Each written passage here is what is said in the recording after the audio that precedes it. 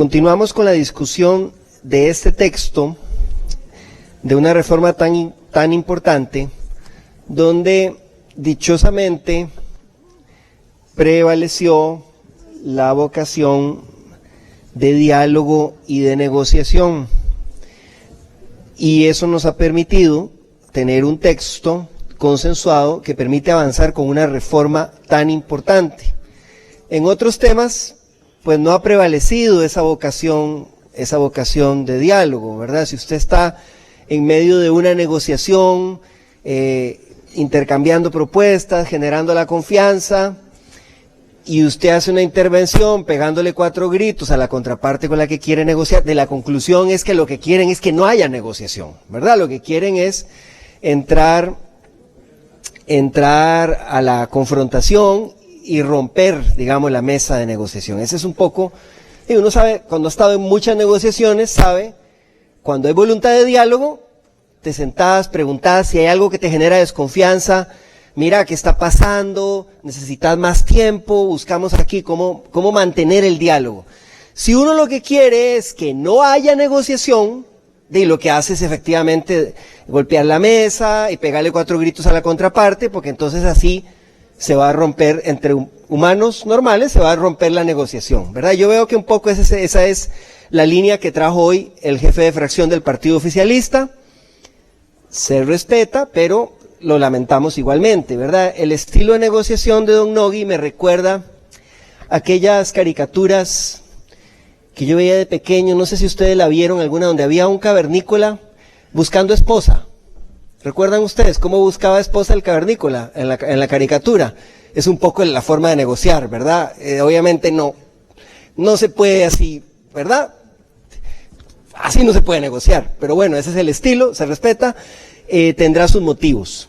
Dichosamente, en esta reforma constitucional prevaleció otro estilo distinto, y por eso logramos llegar a un texto que me parece que cumple las distintas preocupaciones que existían, ¿no? Se logra establecer una excepción en cuanto al derecho de abstenerse a declarar contra familiares, para el caso en que se esté investigando delitos sexuales en los que la persona ofendida sea menor de edad.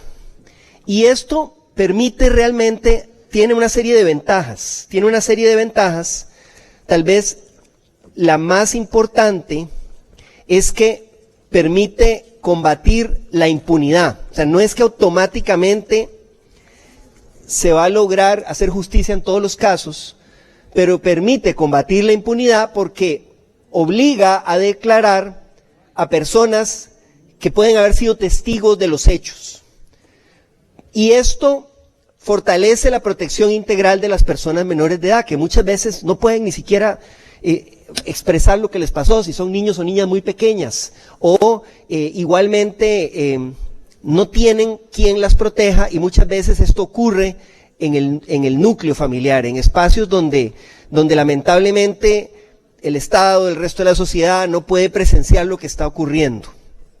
Entonces, es un cambio que fortalece la protección integral de las personas menores de edad, podría promover, si se hace bien, una intervención oportuna del sistema de justicia, puede contribuir a reducir la impunidad en delitos cometidos a lo interno del grupo familiar contra personas menores de edad.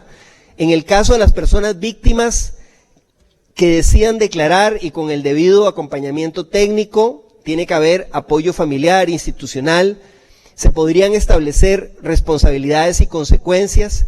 Esto sin duda facilita la investigación cuando esos testigos son la principal y única fuente directa de información. Ahora bien, era muy importante la discusión previa que tuvimos porque era necesario clarificar que aquí no se busca reducir o eliminar un derecho, una garantía procesal, un derecho fundamental, dicen algunos, que existe hoy en nuestra Constitución política. Lo que se busca es armonizar la legislación, la norma constitucional, para hacerla conforme consistente, concordante con otros derechos constitucionales que hoy no están adecuadamente protegidos. Es decir, el enfoque que queremos plantear aquí y que nos gustaría que la justicia constitucional analice también, es que hoy hay una obligación constitucional de proteger a las personas menores de edad de todo tipo de violencia, que además ha sido reforzada por convenios internacionales que tienen el mismo nivel y el mismo rango que la Constitución política, como la Convención de Derechos del Niño y de la Niña, que en su artículo 2 establece la obligación de valorar el interés superior de la persona menor de edad en toda política pública, en toda decisión, en toda ley, o que en su artículo 19 expresamente establece la obligación del Estado de adoptar medidas eficaces para proteger a las personas menores contra toda forma de violencia. Esas normas convencionales que Costa Rica asumió el compromiso, la obligación de respetar, no se están respetando y cumpliendo con el sistema actual, porque el sistema actual favorece la impunidad al permitir de forma absoluta que personas del núcleo familiar que presenciaron estos actos vergonzosos, oprobiosos de violencia contra los menores, se acojan a la excepción de abstenerse a la prerrogativa de abstenerse de declarar. Entonces, lo que hace esta reforma en realidad es equilibrar las cosas para que se mantenga en lo posible la garantía procesal de abstenerse de declarar, pero incluyendo una excepción que es necesaria para que no esté vaciado de contenido esa obligación de proteger a las personas menores y ese derecho que tienen las niñas y los niños a ser protegidas efectivamente contra toda forma de violencia. Así es como interpretamos esta reforma y por eso somos optimistas en cuanto a que va a ser conforme con el derecho de la Constitución si se hace un análisis integral. Aquí no hay retrocesos, aquí lo que hay es una integración de las normas, de los derechos, para darle el realce que merece a un derecho que debería ser lo más importante, proteger los derechos de la niñez.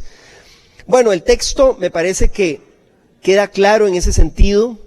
Nadie está obligado a declarar contra sí mismo en un proceso penal. Algunas recomendaciones planteaban que era necesario precisar eso. Y podrá abstenerse de declarar en los casos en que sea investigado su cónyuge, conviviente, ascendiente, descendiente o pariente colateral, hasta el tercer grado inclusive de consanguinidad o afinidad, con excepción de los delitos sexuales en los que la persona ofendida sea menor de edad. Y después se agrega un segundo párrafo que nos parece también muy importante, y es la obligación del Estado. El Estado deberá garantizar a las personas menores de edad, víctimas de delitos sexuales, un acompañamiento y abordaje institucional integral durante el proceso penal en el que sean parte. Este segundo párrafo reconoce que cuando las víctimas son personas menores de edad, debe haber un abordaje integral y hay una obligación del Estado de dar acompañamiento, de dar apoyo, y esto salió en los distintos criterios que recibimos. Los distintos criterios que recibimos advertían que en estos casos, cuando las víctimas son menores de edad, hay una serie de situaciones que es necesario tomar en cuenta. Por ejemplo, el Departamento de Trabajo Social y Psicología del Poder Judicial advirtió que es necesario garantizar apoyo familiar para las víctimas y que ese apoyo es muy importante. Hay que tomar en cuenta que muchas veces esas víctimas tienen una dependencia de la persona imputada. Es decir, la persona imputada muchas veces es el sustento económico del hogar, o hay una dependencia afectiva. Entonces, eso es complejo. No es nada más decir, bueno, ahora sí vamos a poder juzgar esos casos. Tiene que haber un acompañamiento. Hay que tomar en cuenta que hay un vínculo de la víctima con la persona imputada. Un vínculo que obviamente va a generar situaciones donde se puede producir una culpabilización de la víctima, una manipulación, un amedrentamiento. Por eso debe abordarse integralmente. Tiene que tomarse en cuenta la afectación emocional ante los hechos y la reacción del entorno de las personas afectadas, menores de edad. Debe tomarse en cuenta que en ocasiones La persona menor de edad debe regresar al grupo familiar luego del proceso, independientemente de que la persona imputada quede en libertad o sea efectivamente condenada. Entonces son situaciones que hay que prever con un acompañamiento. No es nada más decir, vaya, declare, ahora tiene que darse ese acompañamiento. Entonces, vean ustedes que son situaciones que deben abordarse en toda su complejidad. Y por eso es muy importante incluir esa obligación del Estado de dar ese abordaje. De hecho, hay un tema que advirtieron algunos juristas que todavía es alguna fuente de preocupación para nosotros y creemos que hay que plantearlo aquí para ver si es más bien con reformas posteriores a la legislación que se puede aclarar. Y es el tema de cuando las personas testigas son menores de edad. Vean que aquí estamos haciendo este cambio para proteger a las personas menores de edad. Esa es la finalidad de esta reforma constitucional. Bueno, ¿qué pasa cuando esos testigos que ahora van a tener que declarar son personas menores de edad que presenciaron los hechos contra un hermanito, una hermanita, o que son directamente las víctimas? Evidentemente, creemos que esta reforma constitucional no se puede interpretar en contra de su espíritu, su finalidad. Si la finalidad es proteger a esos menores, no los vamos a dejar totalmente desprotegidos. Esto fue advertido por algunos juristas en cuanto a posibles efectos psicosociológicos no previstos de este cambio, ¿verdad? El riesgo de revictimización o de afectación a personas menores de edad que han sido víctimas, si la reforma se interpreta como que se les van a atribuir consecuencias legales a ellas, o la pretensión de obligarlas también a ellas a declarar, ¿verdad? De hecho es un tema que requiere cuidado, porque ustedes saben, el delito de falso testimonio, tipificado en el artículo 323 del Código Penal, contempla el supuesto no solo de declarar falsamente, o sea, declarar afirmando hechos falsos, también contempla la posibilidad de omisión, es decir, de no, de omitir decir la verdad, omitir decir hechos que se conocen. Obviamente cuando una persona está sujeta a la garantía del artículo 36 de la Constitución Política, no le aplica el delito de falso testimonio, ¿verdad? Porque puede válidamente abstenerse a declarar en un proceso penal. Pero si esa persona va a ser llamada a declarar y decide mentir o decide deliberadamente omitir hechos que conoce, podría eventualmente ser sujeta a una acusación por falso testimonio. Y esto creo que es claro, eso lo tenemos claro desde el momento en que aprobamos esta reforma constitucional. Pero hay que tomar en cuenta qué pasa cuando es la propia persona menor de edad la que es llamada como testigo. En mi opinión, bueno, y veo que ahora nos dirá el diputado Villalobos Umaña si coincide o no coincide, en mi opinión, en esos casos no puede aplicar una consecuencia negativa que no es lo que deseamos aquí contra las personas menores de edad, ¿verdad? Yo creo que así lo entendemos.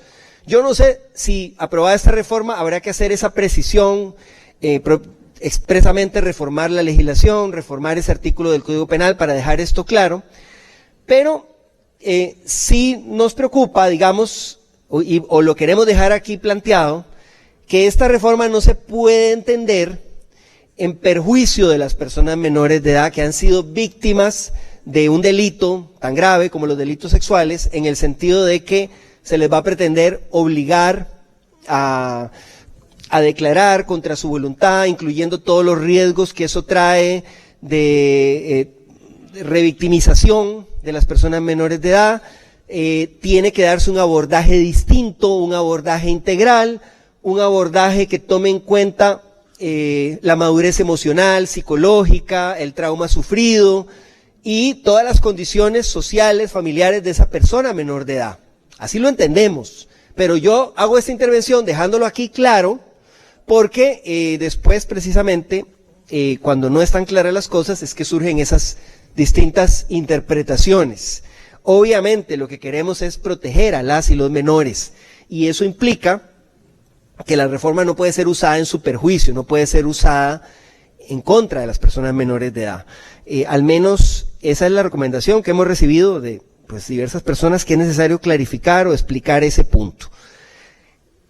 En todo caso, esta reforma constitucional es un avance para proteger los derechos de la niñez, para garantizar esa protección integral, para evitar que una garantía procesal legítima sea utilizada para promover la impunidad y el abuso. Es una decisión valiente de este Congreso que decide dar el paso, decide arriesgarse a modificar una norma constitucional que durante mucho tiempo no fue tocada, no fue modificada, para atender una preocupación legítima y necesaria de proteger a nuestra niñez frente a la violencia. Y también es un ejemplo de que en esta asamblea, dialogando y respetándonos, podemos construir acuerdos sobre los temas más complejos. Pocos temas pueden ser más complejos que este que estamos tratando aquí, por todas las aristas, por todas las implicaciones que tiene, por los distintos criterios recibidos. Y sin embargo, logramos construir ese acuerdo en un tiempo bastante rápido, creo yo. Y esa es una señal clara de cuál es la ruta que tenemos que seguir aquí. Y es una ruta de diálogo, de negociación, donde se pongan las propuestas sobre la mesa, se intercambian posiciones, todo en el marco del respeto. Y bueno, nuestra fracción va a votar esta reforma constitucional. La vamos a votar haciendo todas estas aclaraciones, todas estas precisiones, para que se entienda correctamente, y estamos convencidos de que con esta fundamentación va a ser una reforma que va a prosperar, que va a avanzar y que puede tener efectivamente también un trámite exitoso cuando sea objeto de revisión en la jurisdicción constitucional. Ustedes saben que toda reforma constitucional tiene consulta preceptiva, obligatoria a la Sala Constitucional, donde se revisa el procedimiento legislativo, el procedimiento seguido y también el fondo, pues en lo pertinente. Y en este caso, creemos que hay suficiente fundamentación para que esta reforma supere ese trámite, esa revisión que es tan importante de la jurisdicción constitucional. Vamos a darle el voto afirmativo y queremos enviar un mensaje claro a la niñez costarricense y a todas las personas, a las familias. También un mensaje claro a quienes se han escondido en el manto de la impunidad, a quienes han pervertido las garantías judiciales para abusar impunemente de la niñez, cometiendo actos atroces, vergonzosos. Aquí vamos a tomar las medidas para protegerles a los niños y las niñas, a las familias, y vamos a tomar las acciones necesarias para que quienes se escudan en la impunidad para cometer abusos sexuales contra menores de edad cumplan su responsabilidad y tengan que rendir cuentas ante la justicia y no puedan seguirse escudando en las garantías judiciales para cometer esos abusos. Es un mensaje claro, es un mensaje contundente, es un mensaje multipartidista, es un mensaje de consenso claro que queremos enviar hoy a la sociedad costarricense en cuanto a este avance y a otros avances que esperamos poder lograr dialogando también en esta Asamblea Legislativa. Gracias, señora Presidenta. Me reservo el tiempo por si hay que aclarar algún otro aspecto sobre los temas que hemos planteado el día de hoy. Gracias. 35 segundos reservados, por favor, anotarlos. En el uso de la palabra...